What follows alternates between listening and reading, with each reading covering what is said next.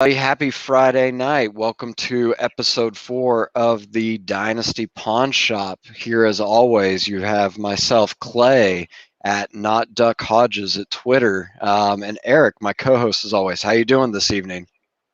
Clay, I'm doing good.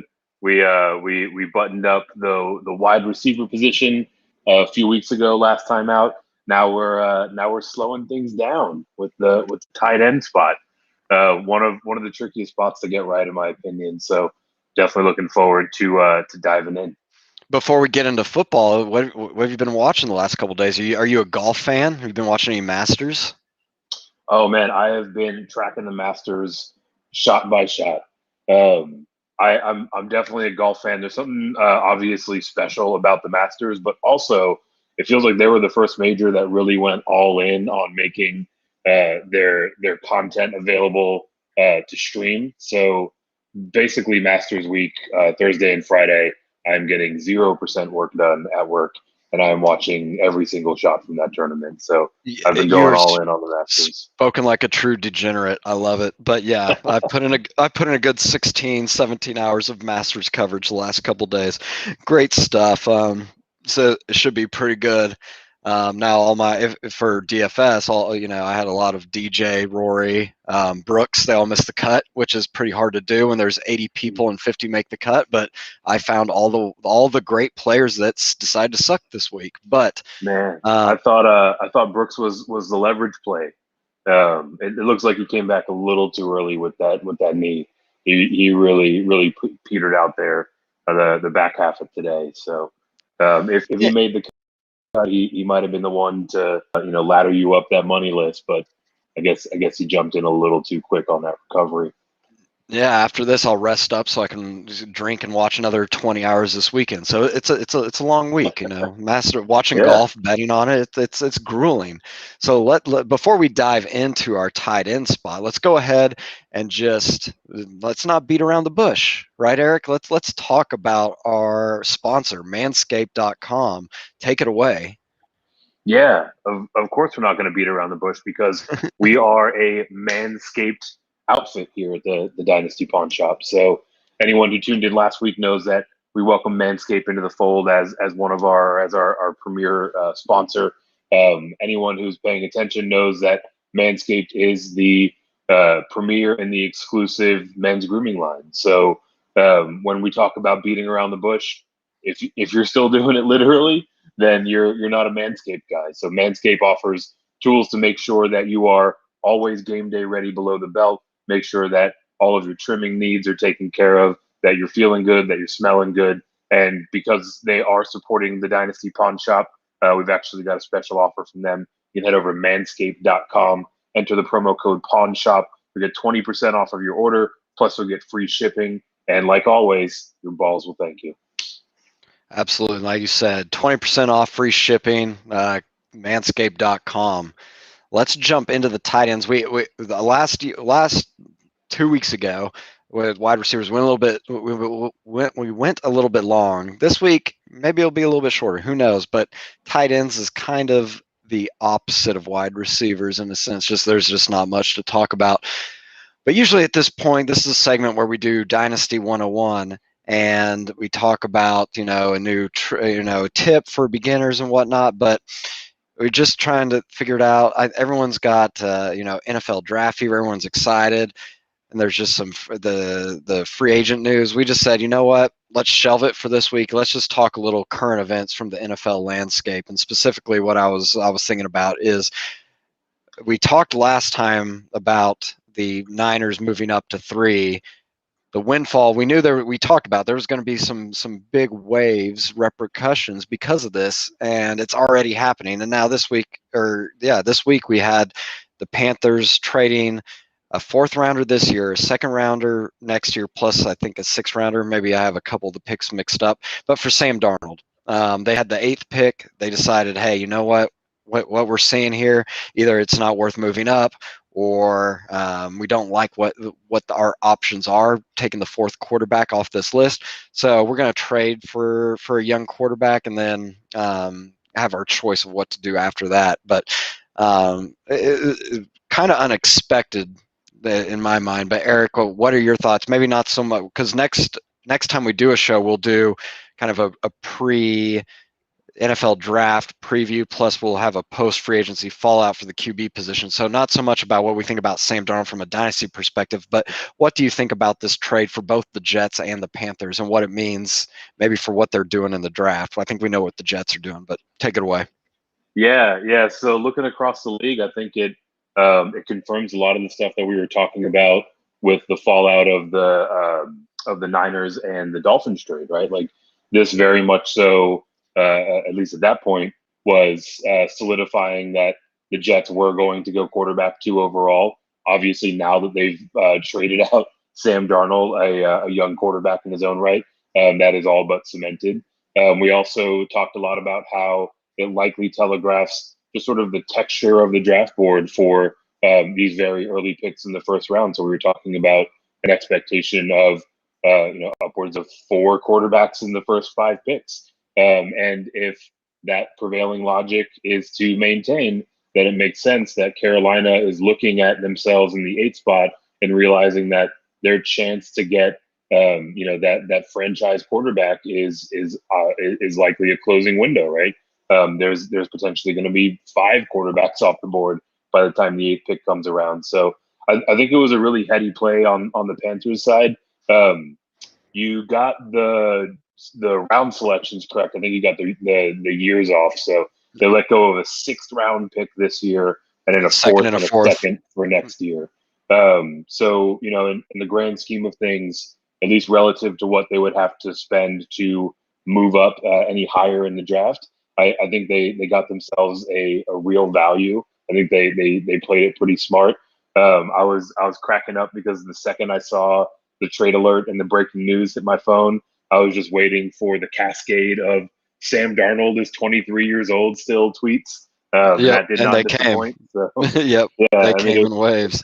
raining down there. So we now get to see, right. He goes from what looks to be skill position purgatory from under Adam Gase's thumb to maybe one of the better offensive minds and better developers of talent there in Carolina. So I'm excited to see what the year holds for Sammy Darnold. Yeah, and it's not so much that they gave up. So in theory, I think it's kind of a wash. I think the Jets did fine just to get like a second next year.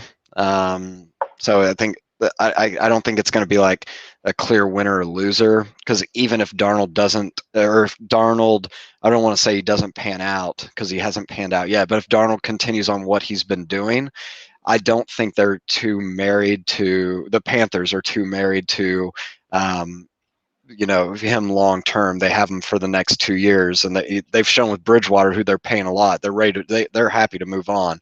So I think Darnold has a year to show that he can do something, and then they can just move off. And if they lost a 2nd and a 4th next year, whatever. Because I think at the 8th spot now, we can go into this more on the preview, but they will have their choice most likely of a preeminent lineman, wide receiver, or tight end, or they can get the best defensive player that they deem in the draft, or they can trade down, and they would more than make up for that lost draft capital in the Darnold trade just by trading down for a QB needy team. The only thing that makes me nervous for the Panthers is they probably know more than they obviously know more than the public and what the reporters are letting on with these mock drafts. But everything I'm hearing is the San Francisco 49ers are taking Mac Jones, which I think we talked about last time, to me is ridiculous. But because I prefer Trey Lance or Justin Fields more. But if Lance or Fields are still there at 8, I hope they would still consider taking them and just say we messed up. We pulled the trigger on this trade too early, especially Justin Fields. I love Justin Fields. It just worries me because with Mac Jones going 3, unless they know the Falcons are taking one or the Falcons are about to trade so that someone can take one at 4, I think there could still be one at 8 for him, which is scary because it's a new GM. Matt Rule's a second-year coach. that he's getting paid a lot, but that these are kind of fireable offenses if you go with Darnold for 2 years and you miss out on. I mean, Patrick Mahomes was like taken at 11th. Deshaun Watson was taken at 8th. Like, these quarterbacks are there. Yeah, if you pass on something that's a very high skilled Pro Bowl player for a Sam Darnold who continues to be Sam Darnold, injury prone and not good, it's just it's a scary proposition. So that's my rant on the Panthers. But the draft capital is not bad. They have flexibility, but I'm not a Darnold fan. Preview for next week, I wouldn't move Darnold up or down too much. You're going to hear that skill position hype. Maybe you trade him, but we'll talk a little bit more about that next week. Should we jump into the Dynasty tight ends, Eric, or is there anything else you want to add there? I think we really touched on it all. The sort of closing point that comes to mind is what we were talking about a few weeks back, where it's very clearly become the case where getting a premier quarterback on a rookie contract is the cheat code in the NFL. So Yep. I was a little surprised that there wasn't a bit better return or better market for Sam Darnold, given that he is so young.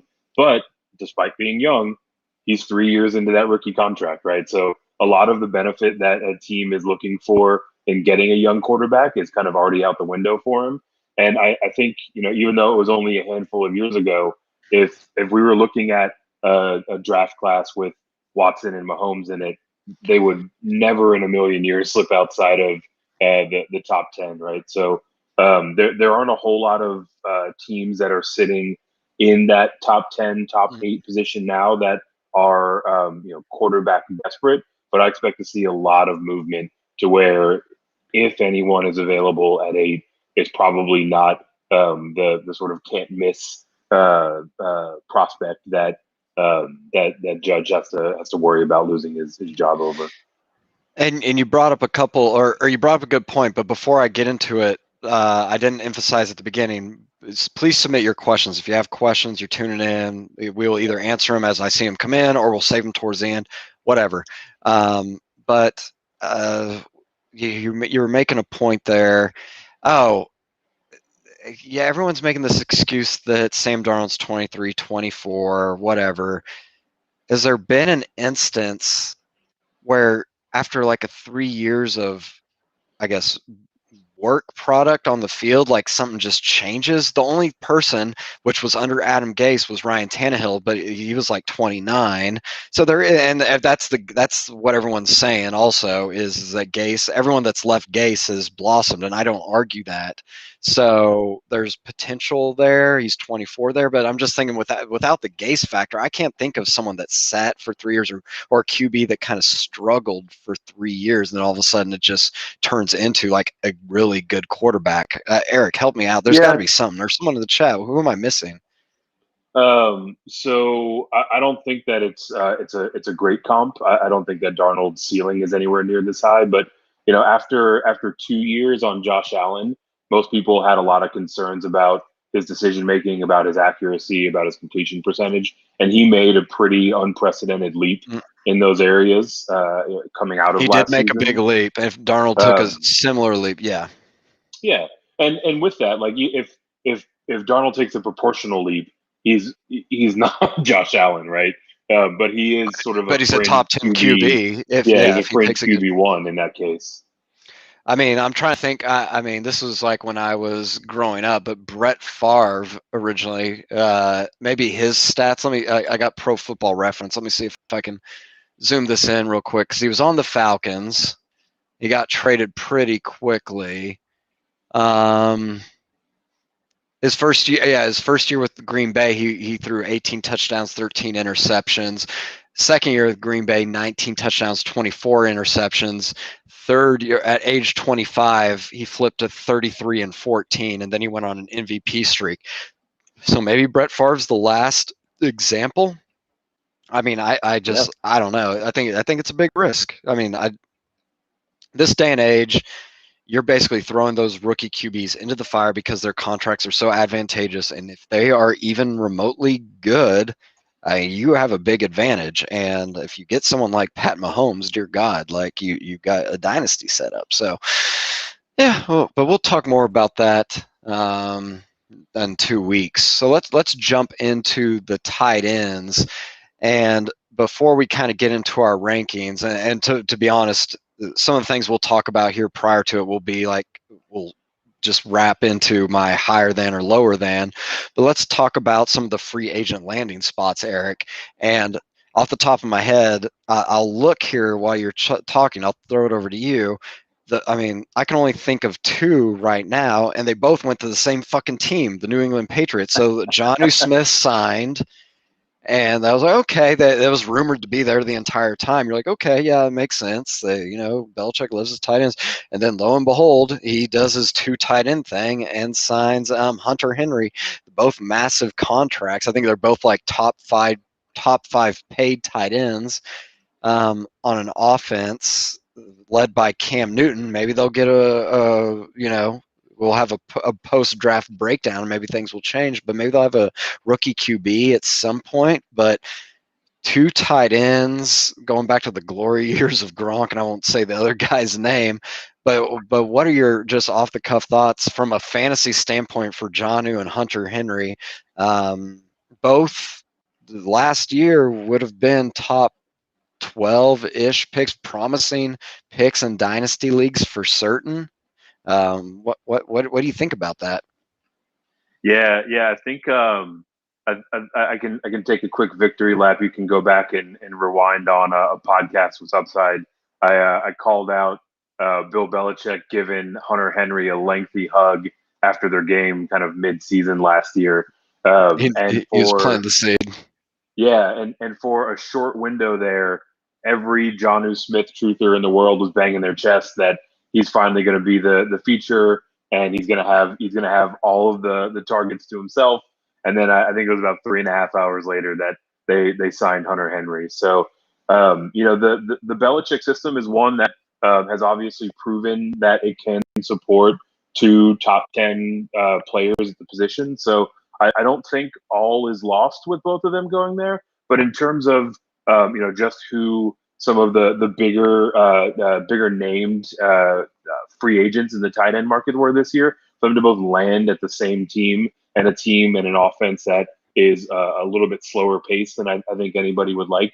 Definitely a bit of a disappointment. For me, kind of like we talked about with free agent fallout from the wide receivers last week, it's a lot more about the teams they left than the teams they're going to, right? I love what this does. What this does for our dude Anthony Ferkser there in Tennessee.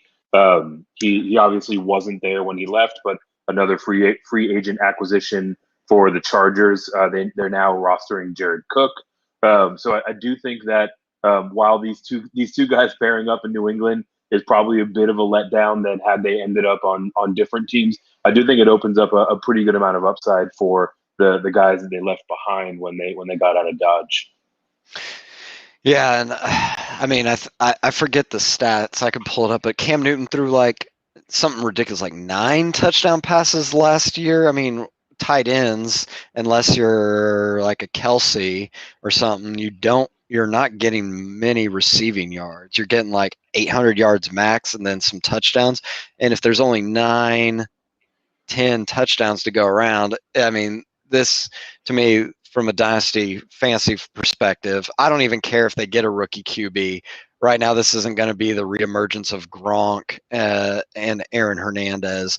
They signed Nelson Aguilar. They signed someone else. They're revamping everything. It's just, I mean, I didn't like the moves, like the wide receiver moves. The tight ends. I mean, they're both skilled, but I think they're just going to feed off each other. This isn't going to be where they're both dominant, and we'll get into more of that when we go higher than lower than because they're both ranked as, excuse me, still startable or tight ends, and I just don't know which one to guess. Um, Other free agents to go through. There's really, I don't think many notables. I just pulled it up, and we'll just rapid fire. Maybe we'll run into one, or if I skim over one that you think's more important, let's go. Jared Cook went to the Chargers. To me, just off the cuff, I still think Parham I was high on. I still think he could be involved and cut into that. Jared Cook has always been a very streaky tight end to me. I don't like playing him or having him either because you just don't know his weeks, and he's just getting older. I think he's there to hopefully try to maybe groom a Donald Parham and seeing if he can pan out. But yeah, the Chargers, he's already old. This is a non-factor to me. He's like a maybe 3 deep tight end. Anything you agree, disagree? Anything you want to add there? I mean, I think Cook has a little bit of life this year, right? He's entering into his age 34 season, right? So I think we've probably seen the best of what Jared Cook can be. But we continually harp on the idea of fantasy viability being a marriage of both skill set and opportunity. And I cannot be more bullish on this Chargers offense heading into 2021. So I do think that Jared Cook is going to be kind of the Jared Cook that we've seen over these last few years. He'll have a couple of weeks where he flashes in the top 5 or 6. He'll sort of spend most of his time hovering in that like 10 to 13 or 14 range of a few disappointing weeks. So, I do think he is one of these kind of fringy tight ends. But overall, you exclude a couple of the elite options at the position, and you can cast a similar description for almost all of the tight ends out there, right? So, certainly worth a late round flyer in my mind, but I don't think that anyone is going to be winning their league because they're rostering Jared Cook. Gerald Everett signed with the Seahawks. It's tough for me. I think most people are going to think this is a non-factor, so I'm actually kind of considering maybe trying to get him. Like I said, a lot of this is going to bleed into our higher than, lower than, but he's tied to an elite QB. I don't think Russell Wilson's going to get traded anytime soon. I don't remember his contract. Maybe it was only a year, so that might be the risk. Let me see if I can pull this up by just clicking on it. Maybe it Yeah, was 2 years. He's What got did a he just? year for $6 million. So just a year. So maybe that makes it moot. But just the tight ends in Seattle, I do think they can produce. I just don't know which one. So maybe Everett does a little bit there. I don't know. Let's see. Another one, Gronkowski re-signed with Tampa Bay. We know what we're getting there. Just a touchdown machine. If they're clicking, it's just a ticking time bomb. Are they going to continue to be efficient, or will one of them fall off, or will one of them, most likely Gronk, not care anymore? Who knows? But I mean, as long as he's playing, he's probably producing. Whatever. Uh, Rudolph went to the Giants. Pass. Arnold went to Carolina. Oh, am I missing anyone? I thought there was like another big tight end. Did the domino not drop? Or am I missing anyone, Eric? I'm trying to So think. at least that matches up with the list that I have. I think probably why it feels like there's something else is that just about he was expecting to see Zach Ertz leave Philadelphia, and he didn't. Yep. So that was going to be a big domino to fall on the market, and it stayed in place at least for the time being. So overall, if we think about just those names that you ran through, right? Like apart from Jonnu Smith and Hunter Henry, there aren't a whole lot of needle movers in there, and those two dudes ended up at the same team. And I've actually got it pulled up now for damn near $90 million in the year of a shrinking cap when no one is spending any money. The two highest paid options at the position end up on the same team. Yep. I mean, what a letdown. So let's just kind of jump into the typical characteristics, the archetypes of a tight end. And so we've talked about QBs who have the longest shelf life. I mean, that can be like 20 years or like 30 years for someone like Tom Brady. Running backs, like they are amazing, like right off the bat, but you have a short shelf life. And then wide receivers are kind of in the middle of that. They can be great from the get-go, but then they can still go for like, depending on who they are, 30, 35 years old. Tight ends kind of, to me, if we had let's see which one it is for the viewers. If this was like the running backs, basically the tight ends start like taking over here, meaning to me, it takes a couple years for them to really get their legs going and getting to be functional. They're not going to be. It's rare you see like a rookie tight end just storm and dominate. But then once they start producing outside, like the just the greatest ever, like the Tony Gonzalez, the Antonio Gates, Kelsey's getting there. Most of the time, once they get to like 25, 26, that's when they start rising. And then by 30, it's just the severe decline, in my opinion. So slowest to develop and just as quickly as a running back to fall off. So you have to be very careful here. And while we're kind of talking about that, it'll be interesting because Kyle Pitts coming out of the draft, everyone loves him. I don't blame anyone for loving him. He's probably going to be a high pick, but tight ends notoriously slow to develop. I mean, people are going to be investing too much to get him. But I mean, Eric, what are your thoughts? One on just the tight ends, their characteristics in general, and then you can tie in Kyle Pitts if you want. I sprung that on you. Yeah, I mean it's the elephant in the room, right? Everyone is enamored with what this Pitts kid can do at the next level. But overall, the picture you painted of the tight end position is spot on. It is absolutely one of, if not the slowest developing of the skill positions. For me, I am always looking at tight ends that are in their year 3 season. They are either going to take a step forward into fantasy relevance and into viability, or they're just going to remain a guy. And there are some really interesting names on the list that are heading into their 3rd year this season. But you do have to wait for a good period of time before you can get an accurate gauge of just what you have in that asset, right? In terms of their shelf life, I can kind of go either way on it, right? The elite ones definitely look to lose a step, but they also they sort of have that old man, big body positioning know-how that at least makes them viable in that large kind of 3rd tier class of tight ends, right? You think about those later years for Gonzalez. You think about how Jason Witten is still running around out there, right? Those 6-yard Barely, ends. by the way. Wait, is he a free agent? He's got to be a free agent, right? Did he I would retire? imagine Or is he still on the Raiders? Go ahead. I'm going to look those this up. That's important.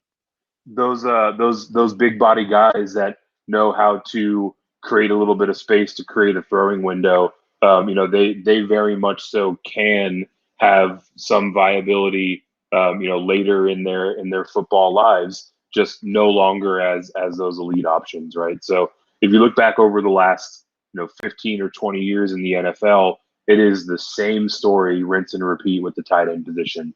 There are a couple of guys, one maybe two, sometimes 3, that are just elite at the position. They are difference makers for you in the fantasy game.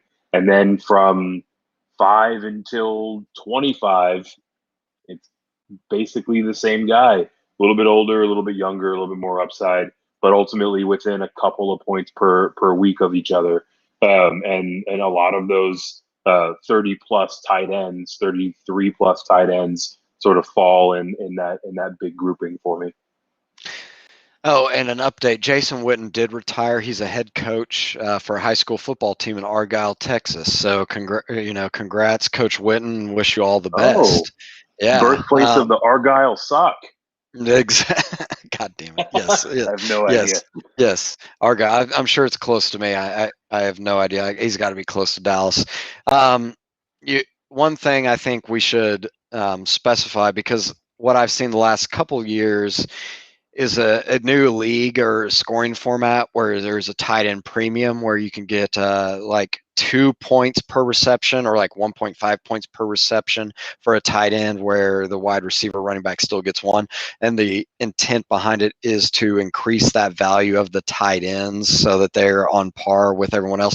We won't be kind of going into that here. We'll just say same scoring for everybody, 1 point PPR type league. Because it does make a big difference. But I mean, what you were talking about, Eric, I'm thinking 2 years ago, it was Noah Fant and Hawkinson. I think I know Hawkinson was drafted in the top 10. I think Fant was top 20. Maybe he was top 15 or right there. They both went to the same school, which is crazy, Iowa. But they've both looked good, but they haven't looked top 10 draft good. But that's what you're talking about. Year 3 is where to go. The issue I find in dynasty leagues is that most owners know this by now, and so they're not going to give. They are still valuing that. Um, you always got to kind of just gauge how savvy they are if they're ready to dump something like that. But most people I know that have Hawkinson or Fan are like, nope, this is their year. This is their year. Which comes to another point, which is I always think scheme matters, and why Hawkinson really reminded me of this is he's on his second coach now. He's actually, yeah, not Dan Arnold. I know Campbell. Dan Campbell's their Yeah, coach. man, Before, Campbell. yeah, a former a tight end, I believe, a former tight end. So maybe he'll know how to use him. But the thing is, when you're waiting on an asset this long, the scheme matters. Some like the Chiefs and the Ravens, they use their tight ends like a wide receiver, and they don't expect them really to block, or they expect their second tight end to be the blocker. But if you have like a Kelsey or an Andrews out, they're running routes. You got to know what the scheme's doing, because if it's someone like Detroit with Matt Patricia, poor Hawkinson was in blocking when maybe that wasn't what he needed to be doing. And who knows how Man Campbell's going to change it, but that's what you always got to be thinking about. And when you're thinking it's going to take 3 or 4 years for these guys to pan out, you got to you got to kind of also got to say, I don't know if Matt Patricia is going to be there and be asking this guy to inline block or things like that. So just try to think about that. Like we were just talking about with the Patriots. We know Belichick has run an efficient 2 tight end system before. If both Jonnu and Hunter Henry signed with any other team, I would say, what is going on? This isn't going to work whatsoever. But at least with Bill Belichick, you say that we think they could scheme this. So think about that, because sometimes they're just going to be in there. They're going to be in there blocking. And with that also is tight ends is just as much as running backs, maybe a little bit lesser, but they are very susceptible to injuries. There's at least 2 on the susceptibility chart behind the receivers and behind the running backs, but definitely ahead of QBs and wide receivers. If they're in there blocking, they could get rolled up on. They're going over the middle. They're going to get hit by linebackers. That's who's usually covering them. It's one of those things. They could. They're more susceptible to injury. So I'm rambling here, Eric, but long story short, I'm always very hesitant or cautious when it comes to either drafting tight ends if it's a startup like before round 10, or if it's like a rookie draft. Kyle Pitts is probably going to go top 5. I don't know if I can do that just because of all these things. What are your thoughts just in general about the tight ends? Man, Pitts poses an interesting dilemma, right? All of the points that you laid out are perfectly fair. So much of it depends on the scheme that they're in. How versatile a weapon and the way they're leveraging the offense. All of the points that you brought up are spot on.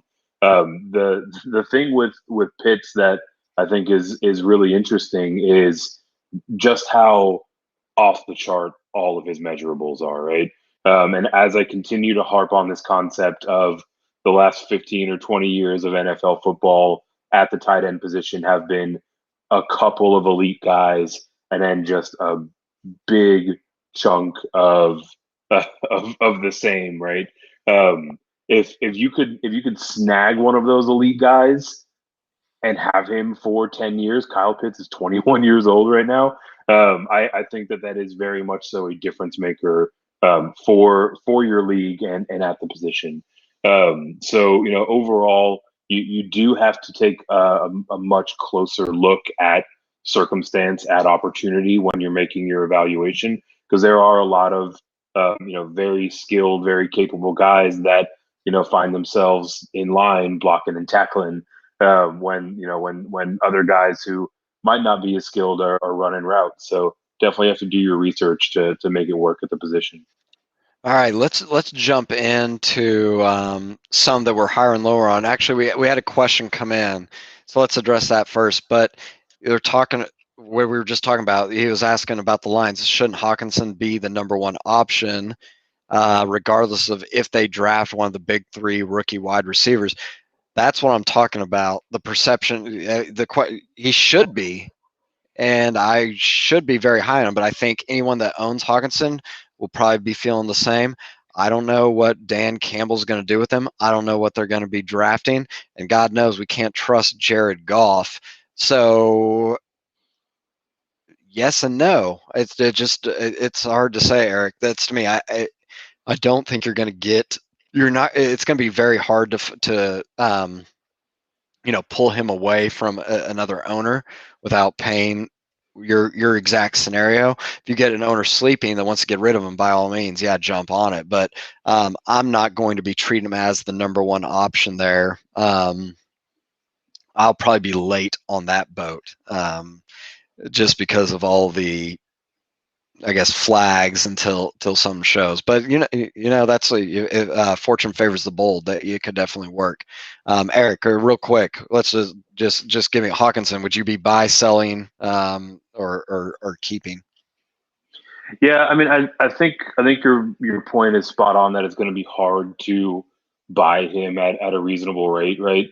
At the tight end position, dynasty owners are looking towards that third or fourth year leap or progression. So to try to acquire him right now, you're going to pay a premium.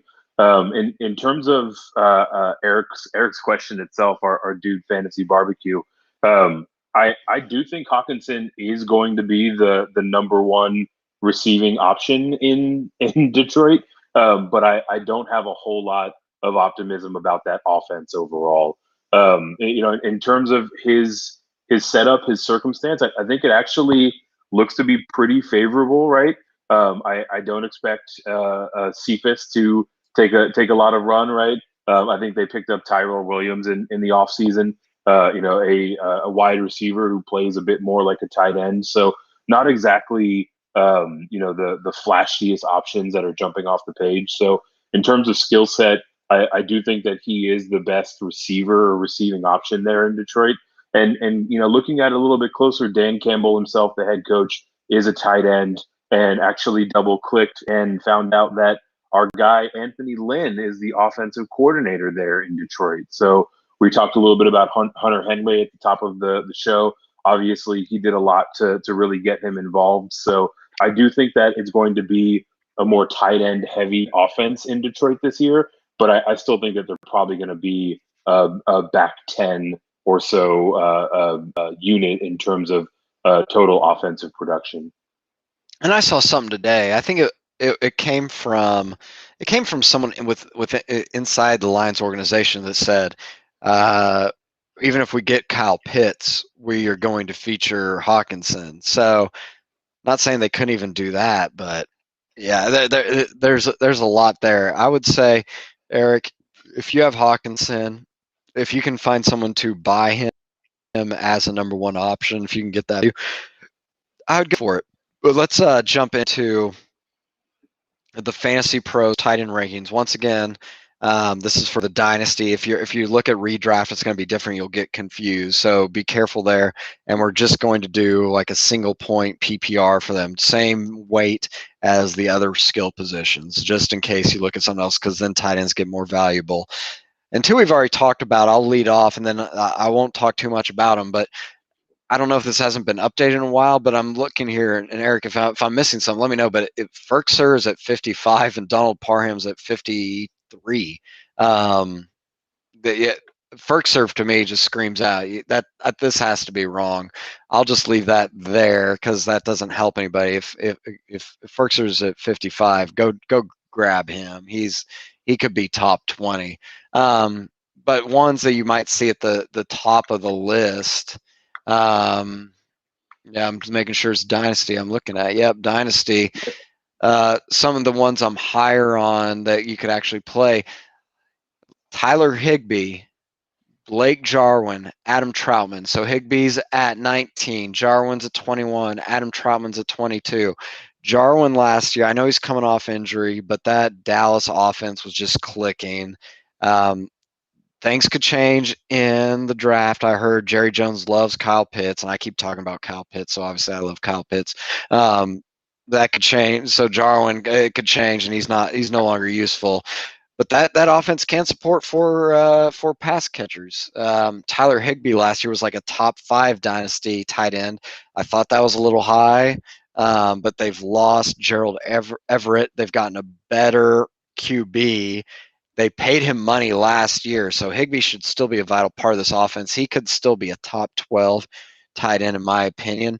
And then Adam Troutman, I think fantasy pros that have him ranked at 22, they know he could produce, but they're still risking because they're splitting the QBs there in Jameis Winston and Taysom Hill, whether you don't know who's starting or which one. But Troutman, I think, could come in and be like the second best pass catcher. I think he would be the second best pass catcher right now. So to me, Jarwin, Troutman, Higbee could all easily be top 15 dynasty assets, and they're all in the 20s basically. Eric, agree, disagree, and then who do you have? Who are you higher on? Yeah, you slashed through a lot of names on my list there. In terms of Ferkser and Parham, sitting down in the 50s. I mean, this list is updated, but obviously it's a miss, right? Those guys as we sit today are starting caliber tight ends in terms of their role in the offense, and to have them almost ranked as tight end, a third tight end on the depth chart.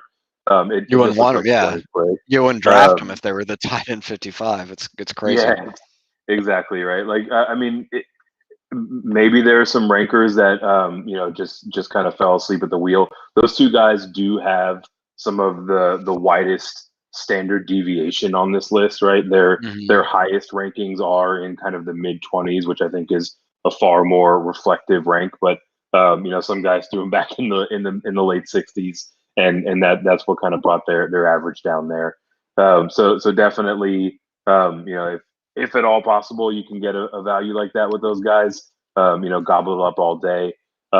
In terms of guys that I'm higher on, I think you really hit the high notes, right? We talked about the theme of addition by subtraction. I do like a lot of what Tyler Higbee presents this year. Now that Gerald Everett has moved on to the Seattle Seahawks, I think that's going to open up a lot of opportunity for them. The Rams did run a lot of 12 personnel, so it does kind of pose the question: who's going to be that second option there, or are they going to run a different scheme, or at least less 12? And if they do, he's the presumed leader in that tight end room to receive that. So I do think that our guy Higbee is a pretty underranked by a pretty good margin. In terms of other guys that I'm higher on, for me, they're all stacked here in this kind of 10 to 15 range. I love Irv Smith Jr. this year.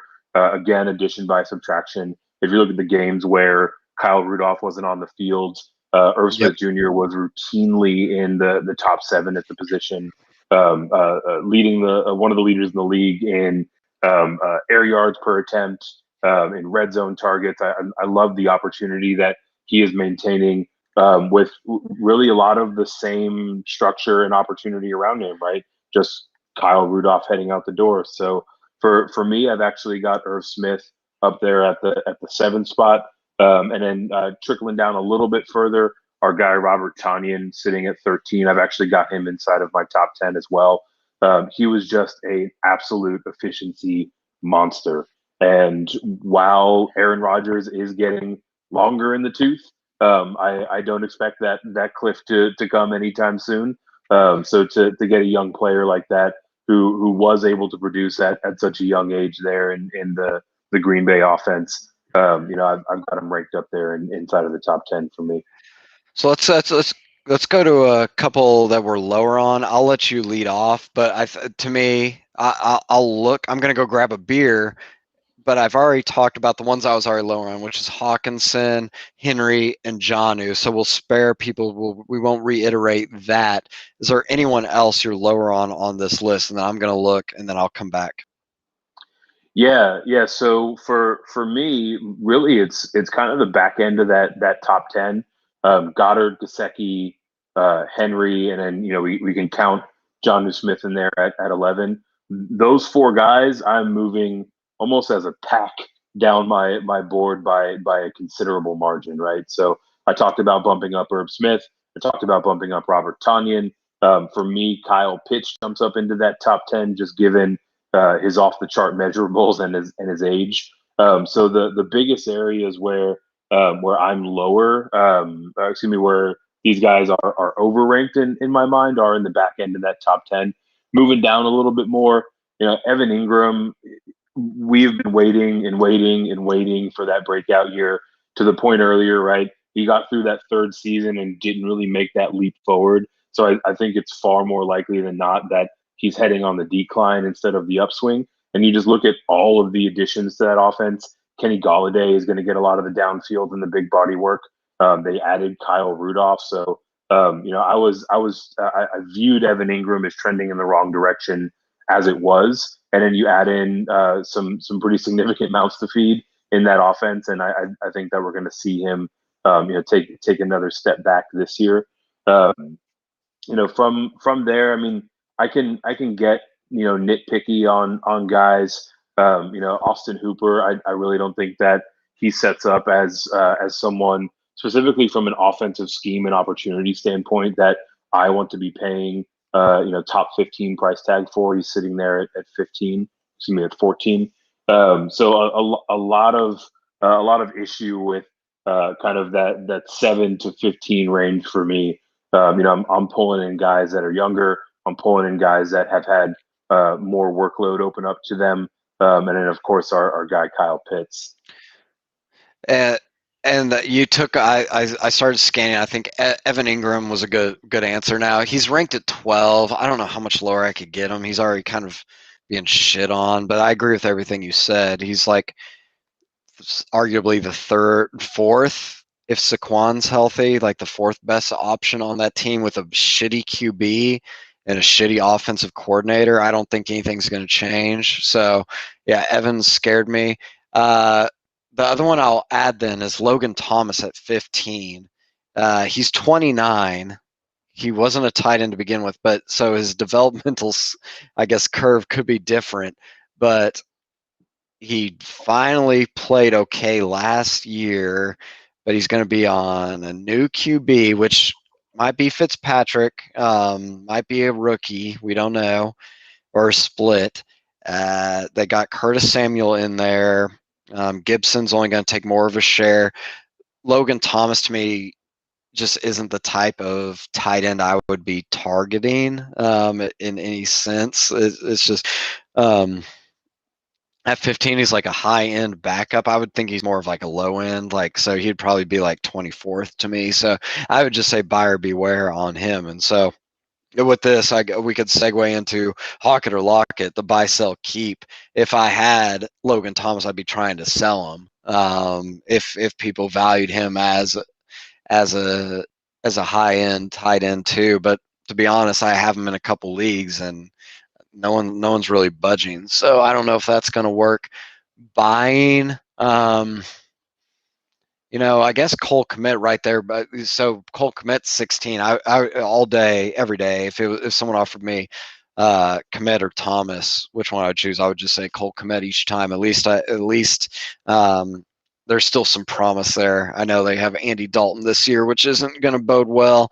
But who knows what they'll do in the future, and I'm not going to try to predict that. So Cole Kmet may be someone I'm trying to buy as you try to get him on the upswing right now in his year 2 with Andy Dalton as his QB. People might be like, this is gross. So try to play for it to get him next year, and hopefully he makes that jump.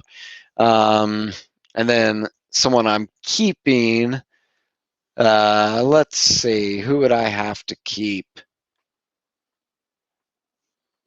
I don't. Yeah, it's tough to see here. I mean, it would definitely be Ferkser if we're going all the way down there. Um, We've already talked about Everett. I'm trying to give someone new. Let's see. Well, I can't see anyone that I just want to. I'm just dying to keep. So I'll turn it back over to you, Eric. Buy, sell, keep. What you got? Yeah, so I will. I'll keep the tradition alive for those of us who've been, those of you who've been with us for all 4 weeks. Loyal Um, uh, listeners. yeah, the loyal listeners.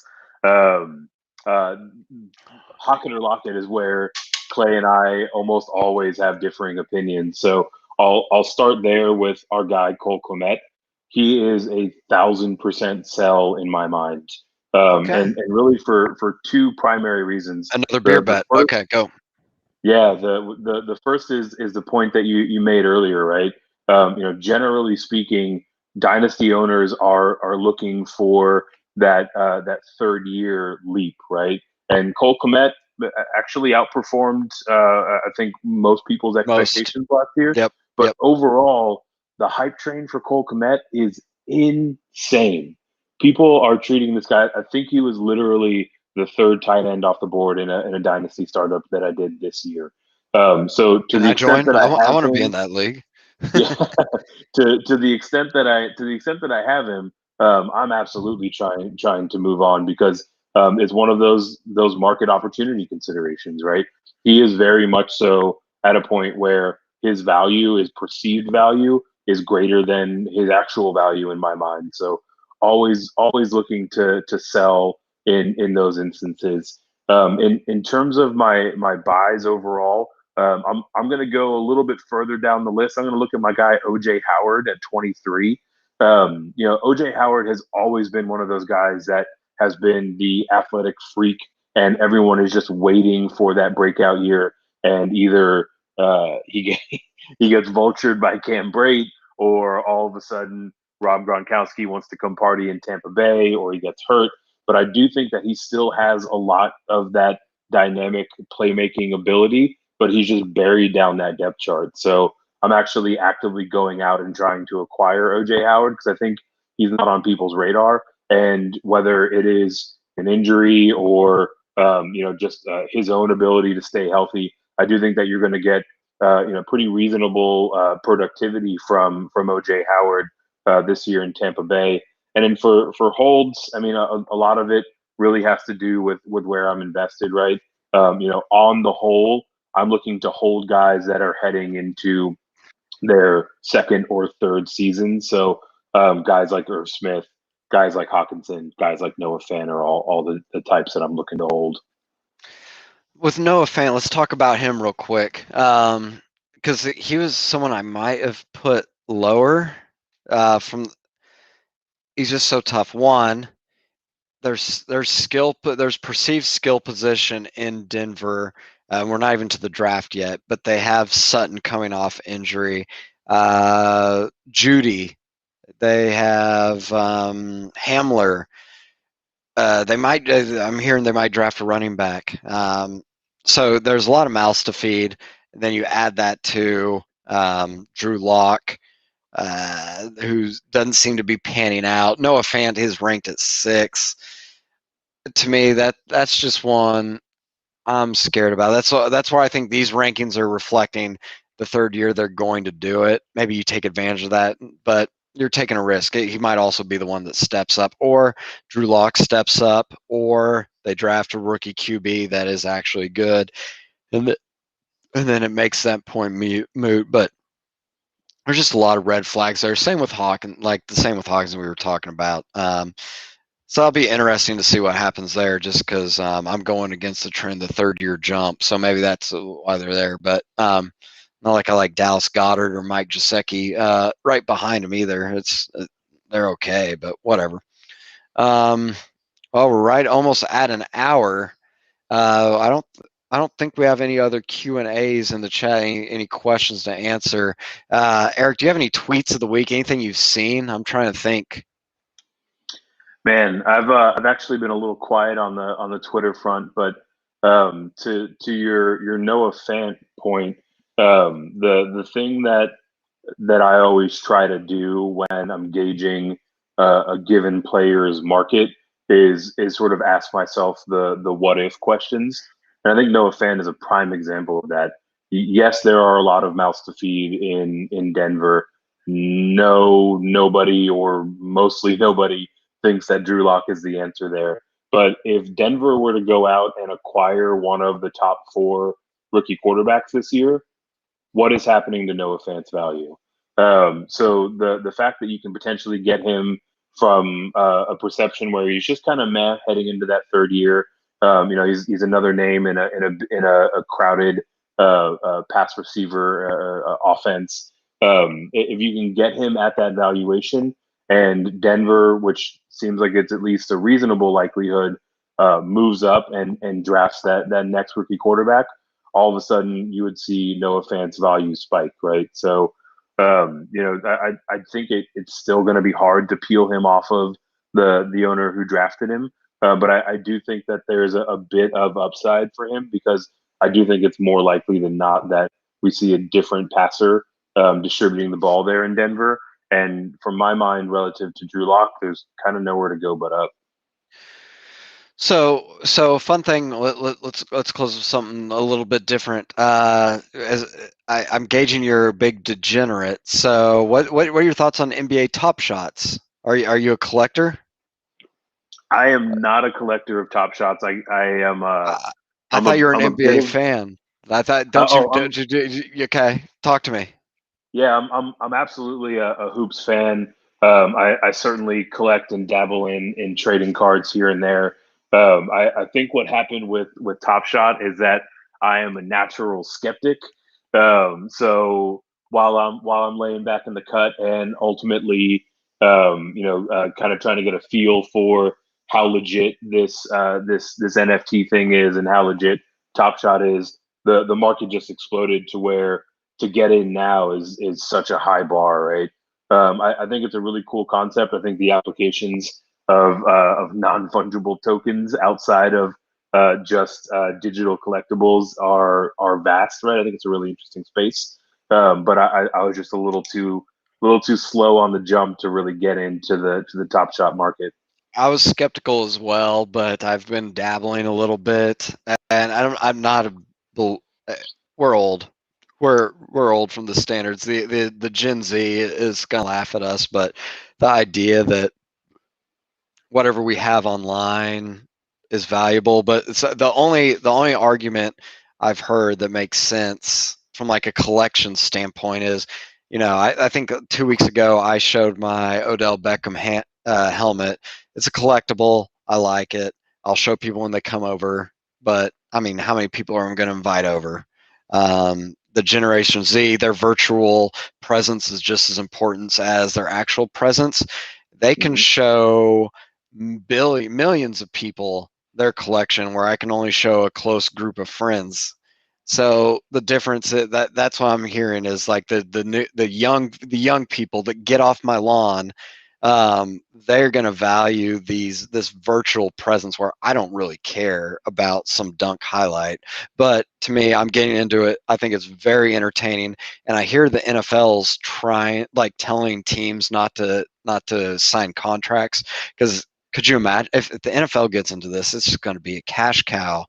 Uh, the thing I was telling a buddy yesterday, we were talking about it. NBA, like a lot of the highlights, it's like a dunk on a regular season. Like I don't give a shit. It's 2 points. It doesn't really matter unless it's like Yeah, at the buzzer or some. 2 points is 2 fucking points. I don't care. Football, at least like a touchdown, like that's game changing. And there's only like a couple, like maybe like 8 scores a game if it's a high scoring game. So there can be game changing ones like that. That's important. Like soccer, I think would be huge for it. But yeah, could you imagine like a long ball, like the immaculate, like any of the receptions the Giants had against the yeah. Patriots in the Super Bowl? Uh, I mean, my God, like Or golf, or Danny golf. Dimes getting bit by the turf monster on his 80-yarder Oh, last year. the butt fumble. How much would that be worth? Dear God, Yeah, like I think if the NFL gets into this, I don't think you've missed the boat yet. I don't think you can be 100,000-aire selling random shit. But if the NFL gets involved, I do think you'll see, yeah, some Mahomes passes. They're the first, yeah, like if Trevor Lawrence pans out, if you get the first Trevor Lawrence touchdown pass moment, I mean, Yeah. I think it's going to be entertaining. So I was very skeptical, like you. Like I was like, this is a scam. It's a Ponzi scheme. This is stupid. I'm starting to turn a little bit from the standpoint. I don't want to collect them, but I still think there could be money made there. But um, whatever. It is interesting. I want more. Like I said, I want more sports. I love NBA too, but to me, the moments are it's a basket. It's 2 points of Yeah. one that scores 200 points a game, I 240 mean points. the basket itself, like the actual highlight that's being captured, like you can kind of take it or leave it, right? I was never really skeptical to the sense of whether or not it was a scam or it was legit. I was skeptical about how much the market would develop for that, right? Well, So Michael you're Jordan just like invested like a quarter billion or something, a and like ton, Cuban. yeah. Yeah, like it's crazy. Um, People are in. I was like, how Yeah, the and so while it might not be there for the NFL yet, when it comes, because it absolutely will come, right? Roger yep. Goodell and the suits in New York are not going to stand for another year of decreased revenues, right? They are going to find money Dude, through how much? every avenue Look, they how can. much? How much would what is it? The Music City Miracle? How much could that go for? Or the Miracle in Minnesota or whatever? I mean, the one from the playoffs 2 years ago. Yeah, Those are yeah, that like would that would be crazy, right? those Especially are insane moments. at a low serial number, like it could very legitimately be life changing money, right? And that's really the intrigue of it, right? You were kind enough to color me a degenerate before you asked the question, and really like with getting in line for these packs with not knowing exactly what you're going to get, like it's basically a digital equivalent of a scratch off ticket, right? You get a low serial number, you get a memorable highlight, and all of a sudden you're looking at potentially life changing money, or if you're a collector, a one of a kind item to add to your collection, right? So And I'm not here to I bash, definitely think like, it's yeah, I scratches. don't want to bash collectors. If someone's watching, they're like, no, if you actually, if you perceive this as some valuable, by all means. Like I said, I'm old school. I just don't get it. And it might pass me by the collection aspect of it. And you can laugh at me because I actually, through this, I collected baseball cards in the 90s, and I started trying to look up, like I was like, oh, I have these full decks. I have like like all the King Griffey rookie cards, like all these rookie cards. I was like, they got to be worth so much now. This is going to be awesome. They're all in my attic. I started looking, like Tops and Upper Deck and all these people were printing so many of these. There's like a million of them in circulation, and they're not valuable. It's not like I have the one of 10, which you can look on Top Shot, and it's guaranteed you can see which number you have and how many there are, Mhm. so you know the scarcity of it. So like, yeah, my King Griffey rookie is worth like $50 or something. I was like, what the fuck? Like, he's one of the greatest of all time, and you're Yeah, telling me the most famous rookie card from that time is worth $50? It's because there's a billion of them. No one gives a shit. So um, yeah, they've created scarcity in these markets with the way they assign serial numbers, right? And I got into to trading cards a lot last season, and with that, like as Top Shot is emerging, I found myself asking, like, is this digital highlight really any more or less silly than this piece of cardboard that I'm physically exactly. holding in my hand, right? Well, yeah, Um, don't you can't you can damage your cardboard, or your kids can damage the cardboard. And my favorite thing, like I said, we were joking. We've been watching the Masters for the last 2 weeks. Or the last 2 days. I've literally also been like just buying and selling cards on the market, just having fun, dabbling, and I don't have to do yeah, anything, making a buck here and there by just sitting here doing something I'd be doing anyway. Whereas by selling cards, you have to get them graded, you have to ship them, all that stuff. So, uh, it could be something there. So that's yeah. what we'll say. That's what we'll say about that, and we'll wrap it up. We'll say our goodbyes. Um, Oh, uh, real quick, Clay. It looks like yeah. we had someone sneak in a question at the Oh, buzzer. Fant or Brevin Jordan. Yeah, I would think so. I mean, is that a question? Well, I don't even know where Brevin went to college. Is he? Oh, Miami. So was he the Yeah, second or third ranked rookie tight end coming out? I can't It even. seems like most rankings have him sitting pretty close to three, two or three, depending on where you look. Yeah, More threes than two. For me, that question is Fant all day. Like, you know, the the gulf between Kyle Pitts and the rest of this tight end class is so exactly. incredibly wide, and specifically in the case of Brevin Jordan, I think he's getting a lot more credit than he's due. If you go back and you watch the film on him, the vast majority of his receptions were incredibly close to the line of scrimmage. Very low A dot guy. He's the type of player where not only do you have to hit him in the hands, but his hands have to be right in front of his numbers, or he is going to bobble and or drop that ball. So he's not one of the prototypical big radius, big wing type of tight ends where you can put it in a window where he can get it, right? I think for him to be viable at the professional level, he's going to have to land into a West Coast offense that to make shorter passes, and he's going to have to find himself with a very accurate pass thrower, very accurate quarterback in order for him to deliver the ball in those windows where he can catch it. So Look, you know, and I that look at him as more of a developmental project than anything else, and would absolutely take Fant side by side. and look at that. That's the analysis we need. Because I was just going to say, I don't know who Brevin is. I know who Fan is. Brevin sucks. No, but you actually brought some data, some A dot. That is awesome. So, but yeah, I don't care where Brevin gets drafted. You got Fant, who we just kind of hinted at, could be in a really good situation. We don't know what Brevin's going to be in. And if he's even going to pan out. Fant at least showed when he's healthy, um, he can play. So let's wrap that up. The preview for the next one. We've gone through all the positions now. I'm trying to remember. Let me see if I can pull it up. The NFL draft is either in 2 weeks or it's 3 weeks. So we might have to bump up our next one maybe like a day or two if you're good with that, Eric. Right before maybe we have a post free agency fallout because we didn't really cover the QBs or wide receivers too much, and then also just an NFL draft position, just maybe who we ideal landing spots for the most buzz, like a Brevin Jordan. Where would we want actually value him? Where would we think he's a good dynasty asset if he got drafted to the blank team? That'd probably be that. But if the draft is in 2 weeks, we'll probably be back in like 10 days or something. Yeah, we'll find a date and time that works. It actually reminds me, we are now up and running with our own Dynasty Pawn Shop Twitter handle.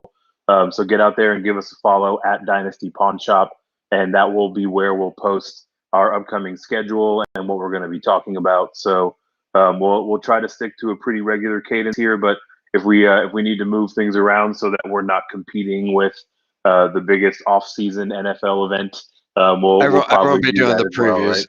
You're Yeah. right. You're right. Yeah, but we'll give our takes. I think we have some good takes.